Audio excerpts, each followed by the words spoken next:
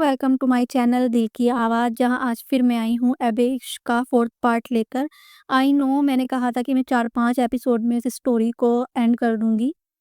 ये एक short novel होगा बट ऐसा नहीं हो पाया दोस्तों, क्योंकि मैंने ये खुद ही स्टोरी लिखी है और मैं इसे लिखते-लिखते इसके कैरेक्टर, इसके डायलॉग मैंने खुद ही लिखे हैं और मुझे वो इतने अच्छे लगे हैं कि मेरा दिल नहीं किया कि मैं इसे जल्दी से ख़त्म कर दूँ। मेरा मन किया कि मैं इसकी इनकी नोक-झोंक मैंने दिखाई है तो मैं इनकी मोहब्बत भी दिखाऊँ। मुझे ये नॉवल खुद ही लिखते-लिखते पसंद आ गया है, तो मैं इसके मेबी मैं कह नहीं सकती कि मैं इसके कितने पार्ट बनाऊँगी। सो आई होप आप लोगों को भी अच्छी लगे, आप लोग भी समझो, आप यूँ ही ना सोचो कि ये तो लेंथी नॉवल है, इन्होंने तो शॉर्ट कहा था।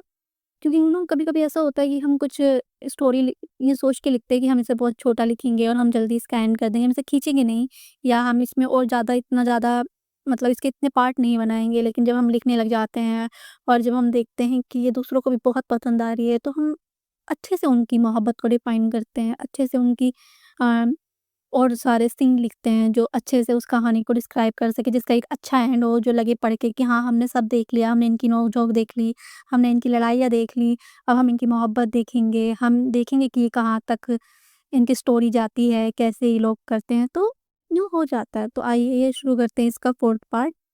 माही का दिमाग सुन था। वह तो यहाँ उसे बेनकाब करने आई थी। उसने सोचा था कि वह शहबाज को किसी और लड़की के साथ पकड़ेगी, उसे जलील करेगी और अपनी जीत का जश्न मनाएगी। पर यहाँ तो बाजी ही पलट गई थी।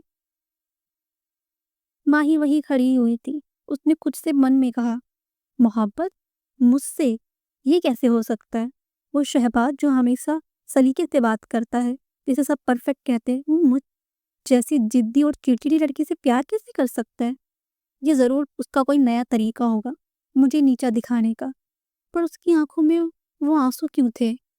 उसके अंदर एक साथ कई सवाल उठ रहे थे। नफ़रत की जो दीवार उसने सालों से खड़ी की थी, शहबाज़ के एक जुमले ने उसमें दरार पैदा कर दी थी। उसे समझ नहीं आ रहा था कि वह गुस्सा करे या रो दे। शहबाज़ कुछ दूर जाकर फिर रुक गया। वह जानता था कि माही अभी भी वहीं खड़ी भीग रही है। उसने पीछे मुड़कर नहीं देखा, लेकिन उसकी आवाज़ भारी थी। वो थोड़ी देर रुक कर बोला, माही, घर जाओ।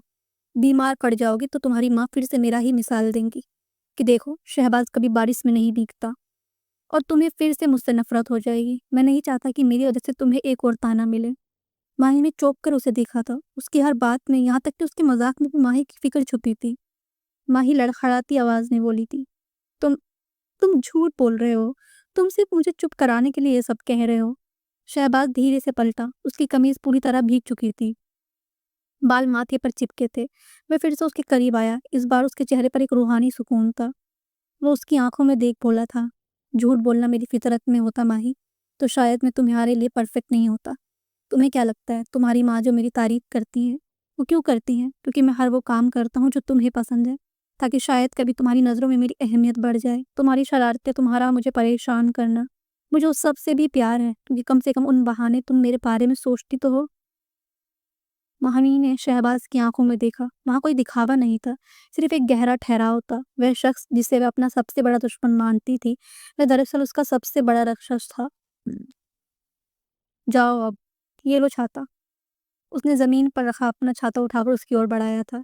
मुझसे नफ़रत जारी रखना माही, क्योंकि अगर तुमने नफ़रत छोड़ दी तो मुझे डर है कि तुम मुझसे बात करना ही बंद कर दोगी। शायद तुम मेरे बारे में सोचो ही ना। शहबाज बिना छाते के ही तेज़ बारिश में आगे बढ़ गया। माही ने हाथ बढ़ाकर उस छाते को पकड़ा। माही की हैरानी भी गहरी बेचैनी में बदल चुकी थी। उसने पहली बार शहबाज को एक पड़ोसी या उम, दुश्मन की तरह नहीं देखा था, बल्कि उसने उसे एक आशिक की तरह देखा था। बारिश की हर बूंद अब उसे शहबाज का नाम पुकारती हुई महसूस हो रही थी।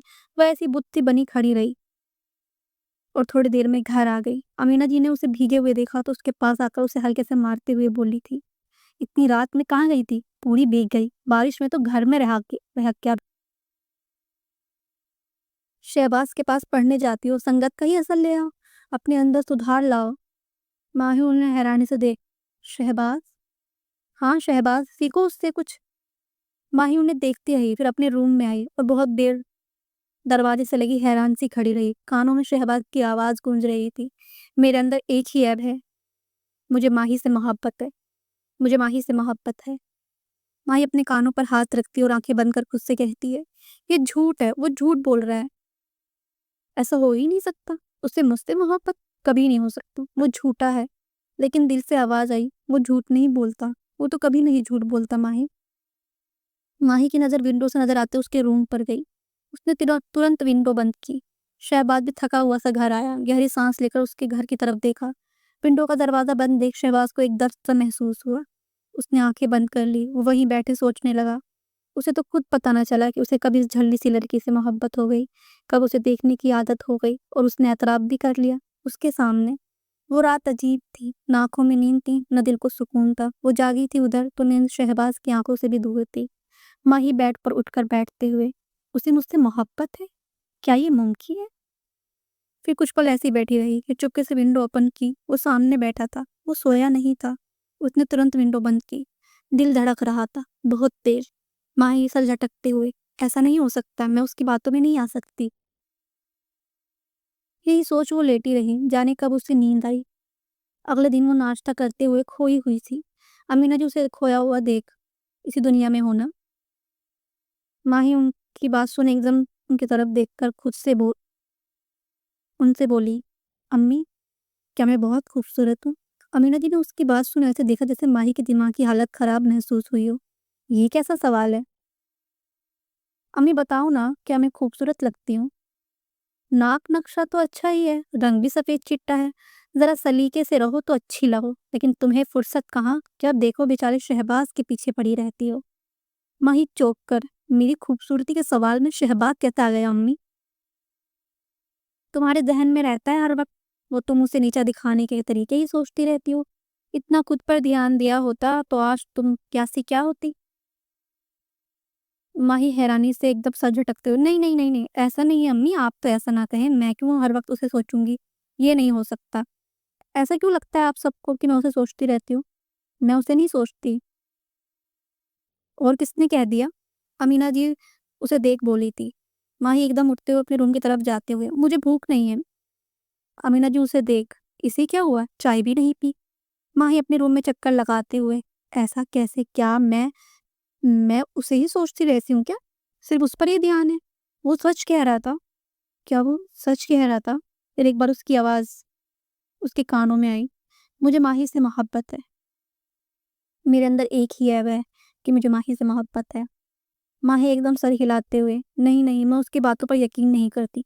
नहीं, वो झूठ बोल रहा है, वो मुझे फँसा रहा है। मैं उसके बारे में नहीं सोचूँगी। माही उसकी बातों पर यकीन मत करना, उसके जाल में मत फँसना। तुझे सबके सामने उसे गलत प्रूफ करना है। बस ये याद रख, क्या पता ये उसकी कोई चाल हो, क्या पता वो ऐसे ही लोगों को फँसाता हो।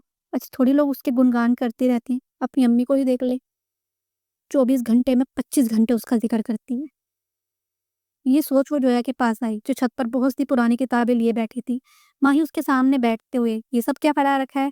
क्या देख रही हो? जोया अपने भाई के कॉलेज की मैगज़ीन देख रही थी, जिसमें शहबाज की फ़ोटो छपी थी। यार माही, भाई को देख, best student of the year का अवार्ड मिला था। कितने हैंडसम लग रहे हैं ना इस ब्लैक कोट में। जोया ने मैगज़ीन माही के चेहरे के सामने लहराते हुए कहा।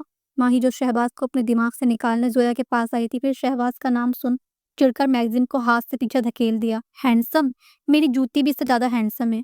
ये ब्लैक कोट नहीं, ऐसा लग रहा है जैसे किसी ने कोवे को प्रेस करके खड़ा कर दिया हो। Oh hello! जोया ने कमर पर हाथ रखा। मेरे भाई के बारे में एक शब्द भी बुरा मत बोल। पूरे मोहल्ले की लड़कियाँ उनके नाम की तस्वीर पढ़ती हैं और एक तू है जो हमेशा उनकी बुराइयाँ करती है। हाँ, तो वो सब अंधी हैं। माही ने चाय का घूँट भरते हुए कहा। जोया तू मान क्यों नहीं लेती? तेरा भाई असल में एक इंसानी रोबोट है।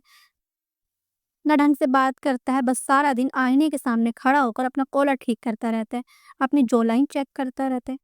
वो अपनी जॉ लाइन चेक नहीं करते, वो डिसिप्लिन में रहते हैं, जोया ने चिल्लाकर कहा था। और तुझे पता है, कल भाई ने तेरे लिए वो मैथ की नोट्स पूरी रात जाग कर बनाए थे क्योंकि तू फेल होने वाली है। माही के दिल में एक हल्की सी हलचल हुई पर उसने उसे दबा दिया। तो मैंने कौन सा कहा था उनसे? पक्का अम्मी के सामने महान बनने के लिए क्या होगा? वो है ही दोगले। सबके सामने शरीफ बनता है और दिल ही दिल में सबको नीचा दिखाता है। माही बहुत हो गया, जो है आप सच में गुस्से में थी। तू बस जलती है उनसे क्योंकि वो हर चीज़ में परफेक्ट है और तू हर चीज़ में ज़ीरो। तू बस एक नंबर की बदतमीज़ और कामचोर लड़की है। अच्छा, मैं कामचोर हूँ और तेरा भाई वो तो अकड़ू है। अकड़ुओं का सुल्तान है बल्कि। आँख भी अपनी जगह से खड़ी हो गई। आज के बाद मुझसे बात मत करना और ले जा अपनी ये फ़ोटो वाली मैगज़ीन, वरना मैं इसके ऊपर मूछें बना दूँगी।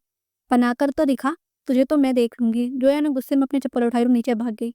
माही अकेली छत पर खड़ी रही, उसका सीना गुस्से में धोखने की तरह चल रहा था। उसने नीचे गिर गई मैगज़ीन को उठाया, फ़ोटो में शहबाज की वही तीखी नज़रें और परफेक्ट मुस्कान थी। परफेक्ट? माय फुट, माही ने बुदबुदाया। लेकिन इस बार उसकी आवाज़ में वो गुस्सा नहीं था। उसने चुपके से चारों तरफ देखा और मैगज़ीन के उस पन्ने को फाड़ कर अपने दुपट्टे में छुपा लिया। बुराई करने के लिए रख रही हूँ बस, उसने खुद को सफाई दी।